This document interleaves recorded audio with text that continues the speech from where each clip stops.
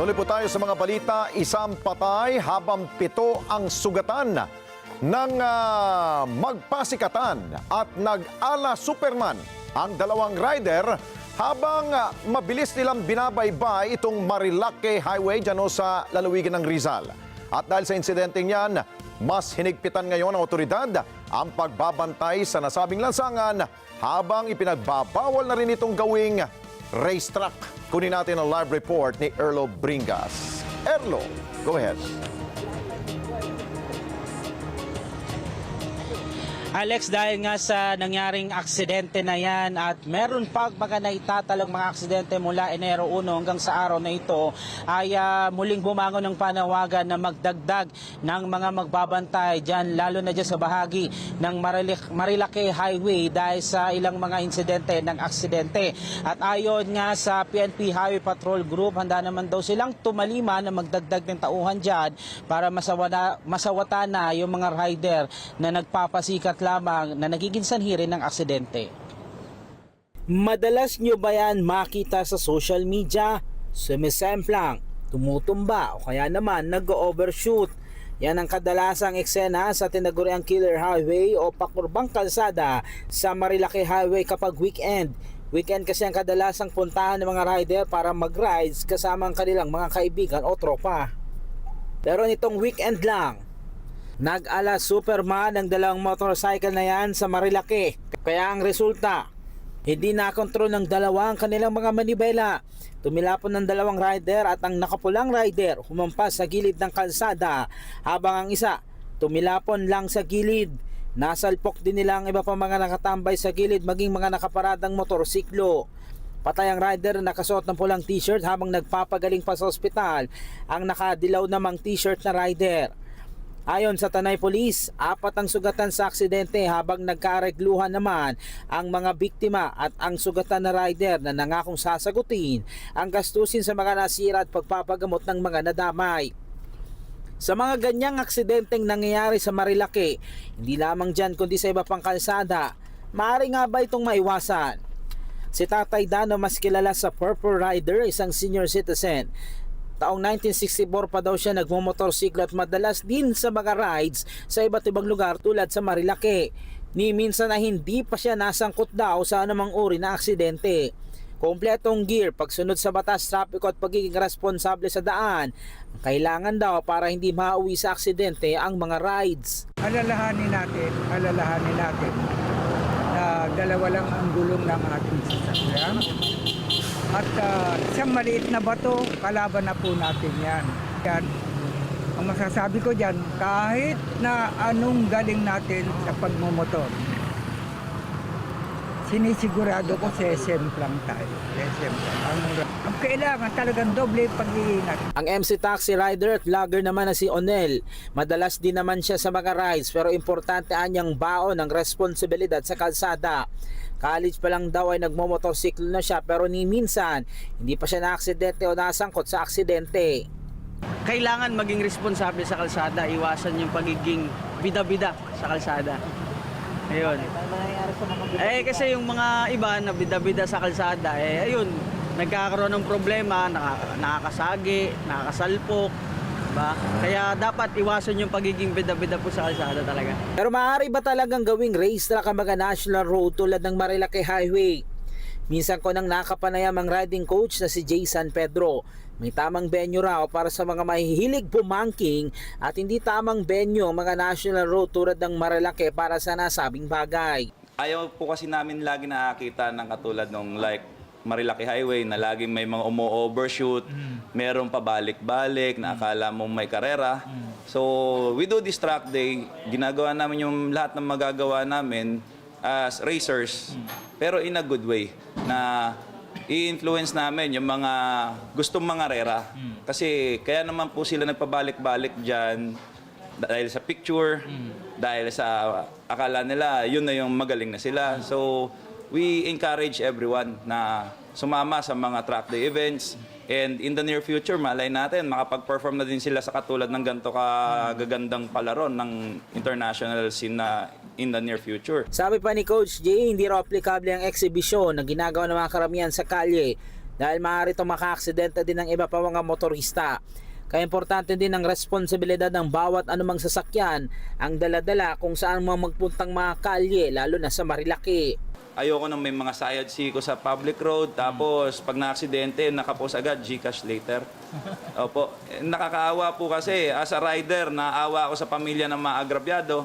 At syempre, sa pamilyang in case na mawalan tayo ng isang rider dahil sa paganon-ganon sila. Why is it na gagawin mong racetrack pabalik-balik ang public road? Kasi delikado. Delikado para sa'yo bilang motorista at delikado sa kapwa mo motorista. So, as much as possible, lalo na pag sasampa tayo sa public road or magkakapilan tayo sa mga ganyang mga Marilaki Highway, lagi niyong tandaan, meron lagi nag-iintay sa atin pa uwi. Dahil sa nakakaalarmang aksidente sa Marilaki Highway, isang nga sa mungkahi ang paglalagay ng rumble strip sa mga kurbadang parte ng kalsada para maiwasan raw ang pagbabanking. Habang nakarating na din sa Senado ang nasabing aksidente, isa nga dyan sa humilingay ang isang advocacy group para sa road safety na mas higpitan pa ang pagbabantay sa mga dumadaan sa Marikina, Rizal, Laguna, Quezon Highway o mas kilala nga sa tawag na Marilaki. Dahil sa dumaraming aksidente na kinasasangkutan ng mga motor rider na nandadamay pa nga ng mga private car. Si Chairman ng Senate Committee on Public Services, Senator Raffy Tulfo, nababahala raw sa mga nagaganap na magkakasunod na aksidente sa Marilaki. Kaya inatasan na ni Senator Raffy Tulfo ang PNP Highway Patrol Group na palawakit pa ang visibility sa kalsada sa lugar at maglagay na ng outpost doon para matigil na ang ginagawa ng mga rider na maging racetrack ang kalsada at hindi na ito magsanhi pa ng aksidente. Meron at meron pa rin na makukulit na mga kamoting rider. Yun, kamote. Yun na nga, nababansagan natin ng kamote dahil nga hindi marunong sumunod sa mga patakaran ng batas sa trapiko. Hindi lalot yung mga pagbabanking na yan. Ginagawa yan ng mga taong professional. May tamang lugar. Oo, at may tamang lugar. Isa sa tinuturo sa mga, lalo na sa mga baguang rider, ang pagsusuot ng mga motor gear kapag lalabas at magra-ride sa mga kalsada. Bilang nga dyan, yung pagsusuot ng mga mahabang damit tulad nitong jacket at syempre meron kang gloves at meron ka ding helmet para maprotektahan ng iyong sarili kapag ikay nasa daanan. Hindi kasi natin masasabi anumang uri ng aksidente, pero dapat ay importanteng gear up maigi kapag lalabas ng tahanan para nang sa ganun malayo sa anumang uri ng kapahamakan at higit sa lahat magbaon ng maraming pasensya para makaiwas sa anumang aksidente. Sa tala ng PNP-HPG, nasa 400 ang bilang ng aksidente sa lansangan sa buong bansa mula January 1 hanggang 28 at 13 dito ay mula sa Marilaki. Ilan dyan ay dahil sa walang disiplina sa lansangan habang ang ilan mahilig magpakitang gilas tulad ng paggawa ng stunt at iba pa.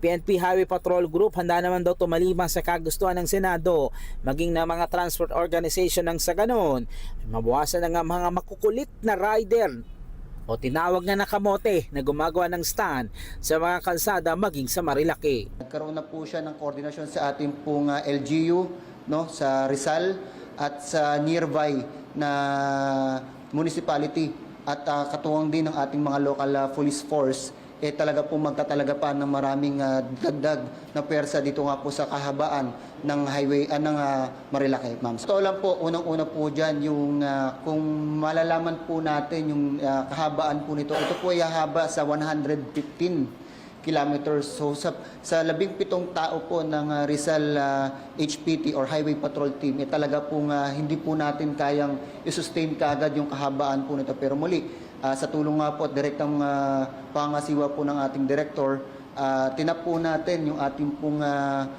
nearby HPTs, kagaya po na nabanggit po natin, yung Laguna, Quezon, and Cavite. And even sa mga araw na talagang alam po natin yung dagsa na tao, datap na po natin dyan, pati yung mga local police force po natin.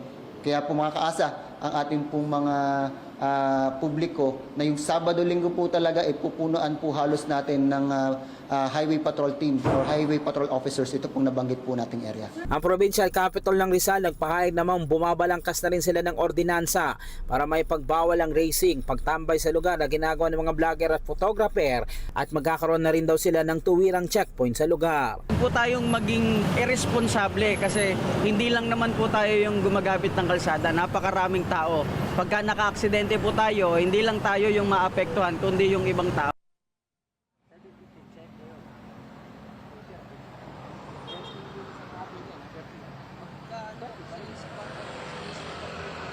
Samantala, Alex, nagpahayag na rin ang pamunuan ng LTO na magsusupport sila doon sa inisyatibo na yan at maglalagay ng karagdagan ng puwersa rin dyan sa bahagi ng Marilaki Highway. Bukod dyan sa Marilaki Highway, ay maglalagay na rin sila sa mga public roads ng magbabantay para maiwasan na yung mga nagpapakitang gila sa kalsada ng mga rider at maiwasan din yung aksidente, Alex. O Erlo, kaya nagpapasikat yung ilan dyan dahil may nakatambay. Tanggalin mo yung tambay doon.